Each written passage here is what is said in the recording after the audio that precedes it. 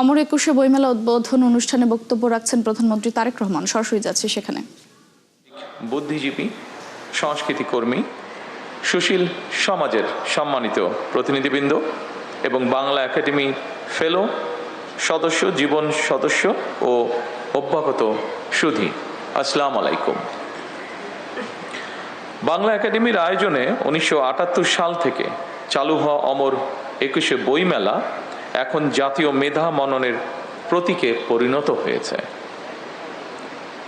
ভাষার মাস ফেব্রুয়ারির শুরু থেকে বইমেলা শুরু হওয়ার কথা থাকলেও এইবার নিয়মের কিছুটা ব্যত্যয় ঘটিয়ে দেশের চলমান রাজনৈতিক বাস্তবতায় নির্ধারিত সময়ের বেশ কিছু সময় পার হওয়ার পর আজ আনুষ্ঠানিকভাবে বইমেলা শুরু হলো। বিশ্বের অনেক দেশেই বইমেলার আয়োজন হয়, তবে আমাদের বইমেলা অন্য দেশের বইমেলার মতো নয়। আমাদের বইমেলা আমাদের ভাষার অধিকার আদায় এবং বাংলাকে রাষ্ট্রভাষা হিসাবে প্রতিষ্ঠার স্মারক হিসাবে চিহ্নিত।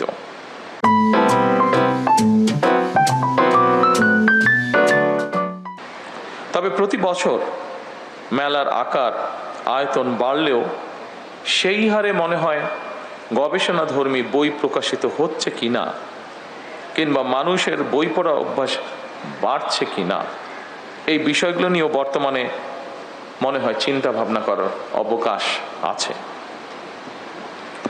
বই পড়ার গুরুত্ব সম্পর্কে নতুন কিছু করে বোধহয় বলার নেই। জার্মান দার্শনিক মার্কুস সিরেরের একটি উক্তি এখানে আমি খুব প্রাসঙ্গিক মনে করি। তিনি বলেছিলেন, খুব সম্ভবত আরেকজন বক্তা মনে হয় একই কথা বলেছেন ওনার বক্তব্যে। মার্কুস বলেছিলেন, বই ছাড়া ঘর আত্মা ছাড়া দেহের মতন। বিজ্ঞানী এবং গবেষকরা বলছেন, বই শুধুমাত্র বিদ্যা শিক্ষা কিংবা অবসরের সঙ্গী নয়, বরং বই পড়া মস্তিষ্কের জন্য এক ধরনের ব্যায়াম। সম্মানিত উপস্থিতিবৃন্দ, গবেষণায় দেখা গিয়েছে নিয়মিত বই পড়ার অভ্যাস মস্তিষ্কের কোষগুলোর মধ্যে নতুন সংযোগ তৈরি করে, যেটি মানুষের স্মৃতিশক্তি এবং জাজমেন্ট ক্ষমতা বা বিশ্লেষণী ক্ষমতা বাড়ায়, এমনকি আলজাইমার বা ডিমেনশিয়ার মতন রোগের ঝুঁকিও ক্ষেত্র বিশেষে কমিয়ে নিয়ে আসে।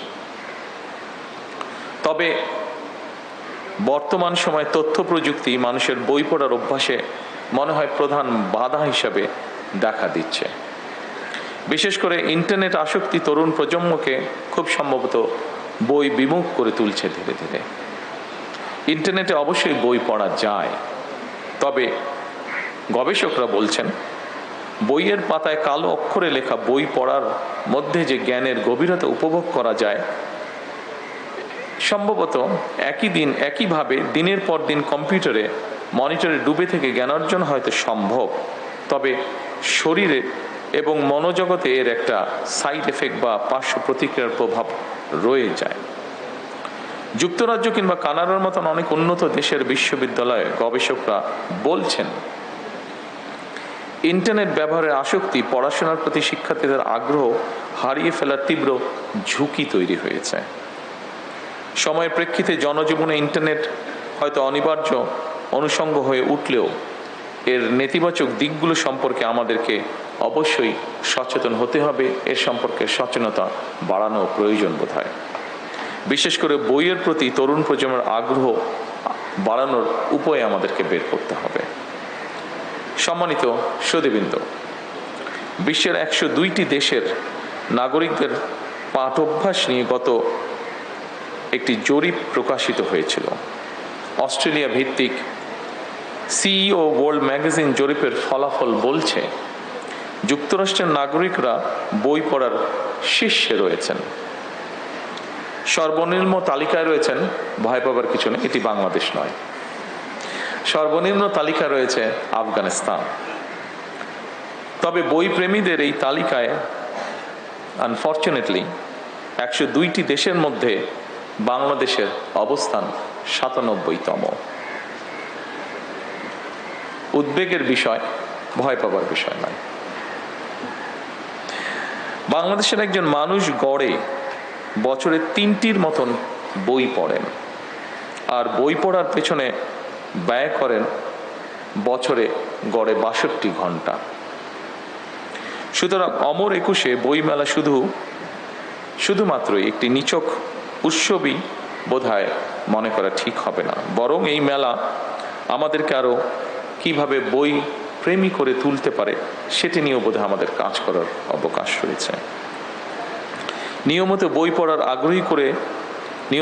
পড়া আগ্রহী করে তুলবে আজকের এই বই মেলায় দাঁড়িয়ে, এটি আমরা সকলে প্রত্যাশা করতে পারি।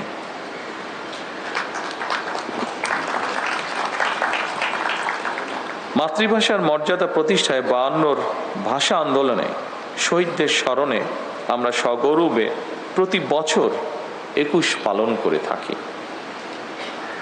দিবসটি এখন শুধু আর বাংলাদেশের নয়, অমর একুশে এখন আন্তর্জাতিক মাতৃভাষা দিবস হিসাবে সারা বিশ্বেই পালিত হচ্ছে।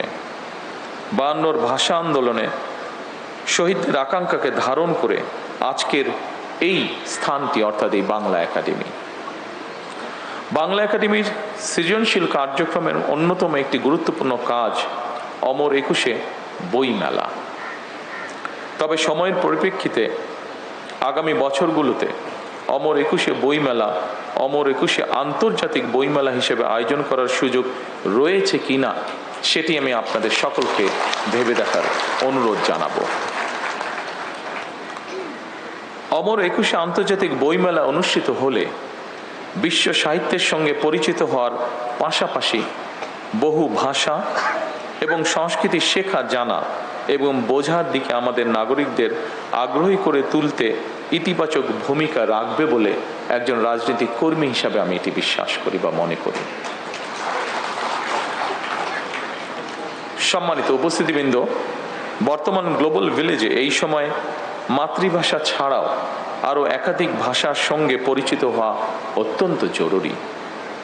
বর্তমানে প্রতিযোগিতামূলক বিশ্বে সমৃদ্ধি এবং সম্মানের সঙ্গে টিকে থাকতে হলে জ্ঞান এবং মেধা ভিত্তিক রাষ্ট্র ও সমাজ প্রতিষ্ঠার মনে হয় বিকল্প নেই আমাদের সামনে।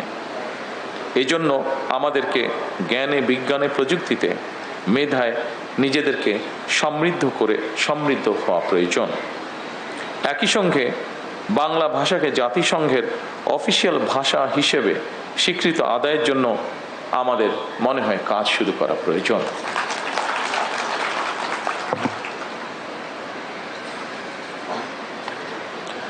সম্মানিত উপস্থিতিবৃন্দ, ফ্যাসিবাদ মুক্ত বাংলাদেশে জনগণের সরাসরি ভোটে নির্বাচিত হয়ে বাংলাদেশে একটি গণতান্ত্রিক সরকার তার যাত্রা শুরু করেছে। জনগণের প্রতি জবাবদিহিমূলক এ সরকার দেশটাকে জ্ঞানের আলোয় আলোকিত করতে চায়।